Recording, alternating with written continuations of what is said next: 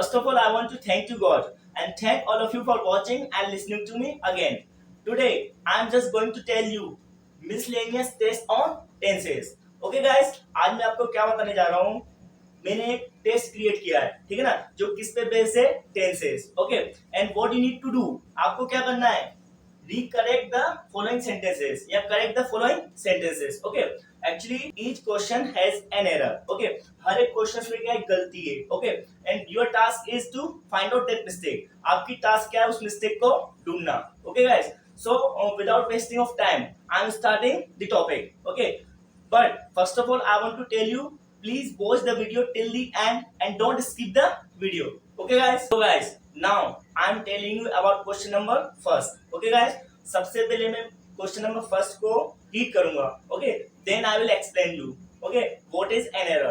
तो देखिए, you have been not swimming for an hour, मतलब आप 1 घंटे से तैर नहीं रहे हो, ठीक है ना, आप 1 घंटे से तैराकी नहीं कर रहे हो. ओके, तो देखिए guys, you have been not, तो आपको याद रखना है जब भी किसी वाक्य में कंपाउंड हेल्पिंग वर्ब आएगी, ठीक है ना, मतलब डबल हेल्पिंग वर्ब, ठीक है ना, जैसे has been, have been, could have, should have. तो क्या देखिए, जब भी किसी वाक्य में डबल हेल्पिंग वर्ब आती है, ठीक है ना, कंपाउंड हेल्पिंग वर्ब आती है, तो उसका जब भी नेगेटिव बनाएंगे ना, तो नेगेटिव की फॉर्मेशन क्या होती है, जैसे हैज बीन है, ठीक है ना, तो हैज बीन का नेगेटिव क्या हो जाएगा, has not been. Have been का नेगेटिव क्या हो जाएगा, हैव नॉट बीन. ऐसे ही कुड है, कुड नॉट हैव. शुड है, should not have. Okay guys, तो देखिए, अगर सेंटेंस को एनालाइज करेंगे तो देखिए, यू हैव बीन, तो देखिए यू हैव बीन के बाद नोट दिया है, जो कि ये प्लेसमेंट रॉन्ग है, ठीक है ना, तो ये नोट का जो प्लेसमेंट है ना, वो कहां पर होना चाहिए, you have not been. Okay guys, what is an error here, यहाँ पे गलती क्या है, यू हैव बीन नोट की जगह जो प्लेसमेंट है ना, क्या होना चाहिए नोट का, बिटवीन हैव बीन, मतलब हैव और बीन के बीच में. ओके, तो you have not been swimming for an hour. Okay, it was about question number first. Guys, I am on question number second. तो देखिए, अगर क्वेश्चन नंबर सेकंड की बात करेंगे, मोहन टेल्स मी, मतलब मोहन मुझे बताता है, that he know me very well, कि वह मुझे अच्छे से जानता है. ओके गाइस, तो देखिए, if we analyze this sentence, तो देखिए, मोहन टेल्स मी यहाँ तक बिल्कुल सही है, क्योंकि प्रेजेंट इंडेफिनिट में सिंगुलर सब्जेक्ट के संग क्या आता है, what, एस एंड एस, तो Mohan is a singular subject, तो सिंगुलर के संग टेल्स बिल्कुल सही लगा है, ठीक है ना, तो मोहन टेल्स मी, मोहन मुझे बताता है, दैट ही. अब देखिए, दैट ही मतलब ही भी क्या इसमें सिंगुलर सब्जेक्ट. ओके, तो सिंगुलर सब्जेक्ट के संग वर्ब में क्या लगती है, एस या ईएस. ओके गाइस, तो हियर व्हाट इज मिसिंग, यहाँ पे क्या नहीं आया, एस, ठीक है ना, तो in place of no, no के स्थान पे क्या होना चाहिए, नोस. क्या होना चाहिए, he knows me very well. Okay guys, तो क्या होना चाहिए overall, Mohan tells me that he, no की जगह पे यहाँ क्या होना चाहिए, knows.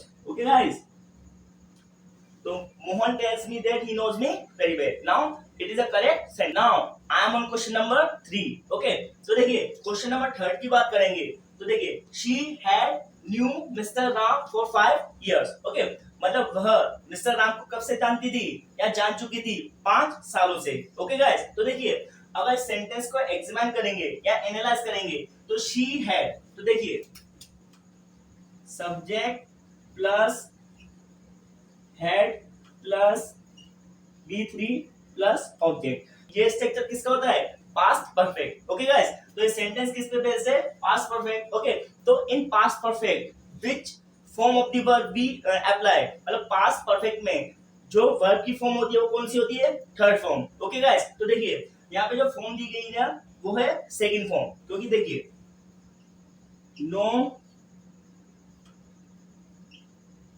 New and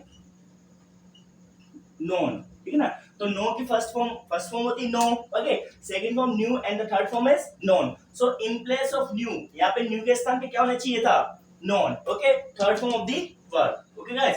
so I hope you are understanding. अब क्वेश्चन नंबर 4 की बात करते हैं, ओके गाइस। तो देखिए, if I had divine power, okay, यदि मेरे पास क्या होती, ईश्वरीय शक्ति, ठीक है ना। What do you mean by divine power? Divine power का मीन्स क्या होता है, ईश्वरीय शक्ति, ओके। तो इफ आई हैड मीन्स होती, okay, if I had divine power I will root out corona, okay. यदि मेरे पास ईश्वरीय शक्ति होती, मैं किसको खत्म कर देता, कोरोना को, ठीक है ना।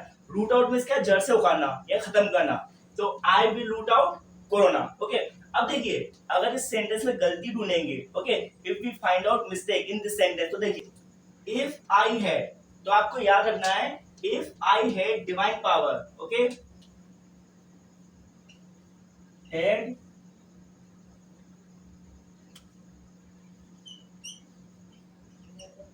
Would, okay guys.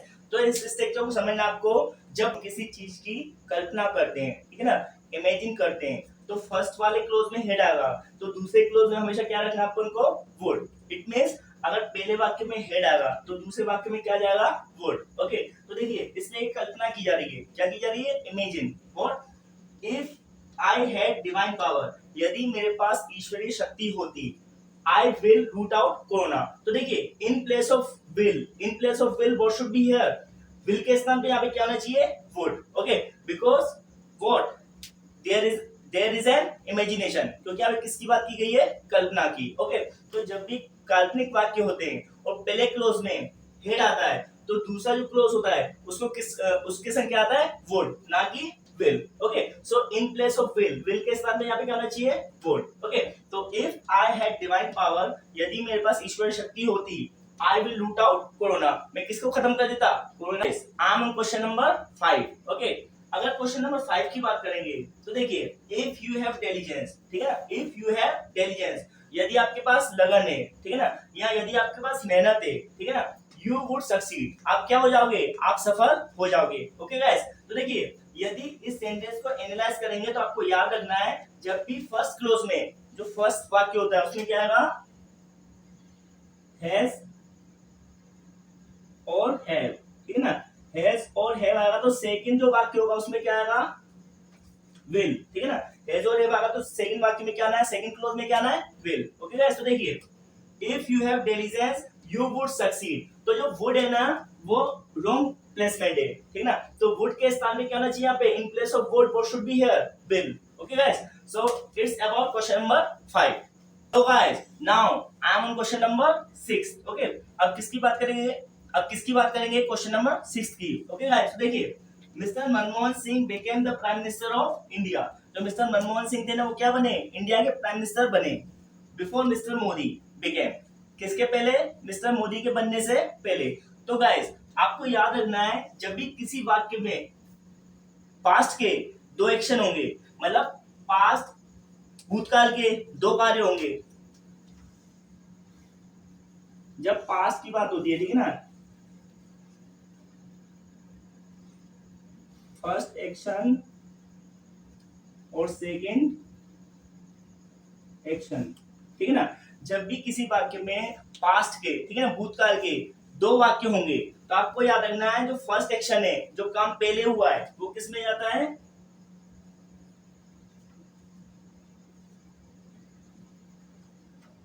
Past perfect, okay guys. और सेकंड किस में जाता है, पास्ट इंडेफिनिट, ठीक है ना। तो मैं आपको क्या कहना चाहता हूं, जब भी किसी एक वाक्य में, ठीक है ना, दो क्लोजेस आएंगे, दो उपवाक्य आएंगे, ठीक है ना, और पहला एक्शन होगा किसमें, दो एक्शन होंगे, तो पहला जो एक्शन है वो किसमें रखेंगे, पास्ट किसमें, परफेक्ट में, और दूसरा किसमें रखेंगे, पास्ट इंडेफिनिट में। तो देखिए, mister Manmohan Singh became the prime minister of India, तो मिस्टर मनमोहन सिंह क्या बने थे, इंडिया के प्राइम मिनिस्टर, ठीक है ना।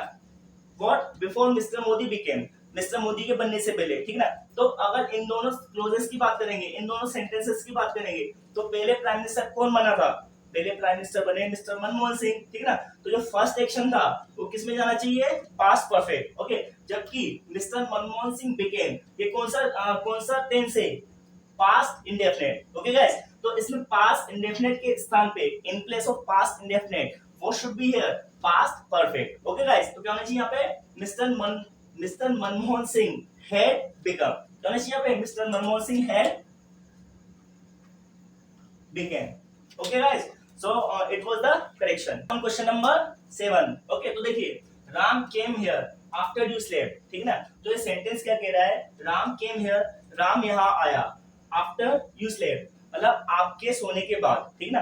आफ्टर मींस के बाद, बिफोर मींस क्या होता है, बिफोर मींस के पहले, ओके गाइस। तो देखिए, Ram came here after you slept. तो देखिए, अगर इन दोनों वाक्यों की बात करें, ठीक है ना, if we talk about both the sentences, ठीक है ना, इन दोनों क्लोज की बात करेंगे, तो देखिए इन दोनों क्लोजेस में क्या है, पास्ट, दोनों टेंस क्या है, पास्ट के, ठीक है ना। तो देखिए मैंने I have just explained you, मैंने अभी आपको समझाया था, जब जो पहले काम हुआ है वो किस में आता है, पास्ट परफेक्ट में। जो फर्स्ट एक्शन किस में आता है, पास्ट परफेक्ट, ओके। और सेकंड एक्शन किस में आता है, पास्ट इंडेफिनिट, ओके गाइस। तो देखिए, राम केम हियर, राम यहाँ आया, आफ्टर यू स्लेप्ट मतलब आपके सोने के बाद, ठीक है ना। तो इन दोनों में से पहला काम क्या हुआ, आफ्टर यू स्लेप्ट मतलब आप जब सो गए तो उसके बाद कौन आया, राम आया, ओके गाइस। तो जो ये टेंस है ना, यू स्लेप्ट, ये कौन सा है, पास्ट इंडेफिनिट, कौन सा, subject plus second form, okay, you slept. तो in place of this tense, इस टेंस के स्थान पे क्या होना चाहिए, व्हाट, पास्ट परफेक्ट, क्या होना चाहिए, पास्ट परफेक्ट। तो यहाँ पे क्या होना चाहिए, आफ्टर यू हैड स्लेप्ट, ठीक है ना। यहाँ पे क्या मिसिंग है, had, after you had slept, okay guys. So guys, I hope you are understanding, okay. So guys, now I am ending the class, okay. If you are understanding my videos, okay, so please like, share and subscribe, okay. That's it for today and Jai Hind.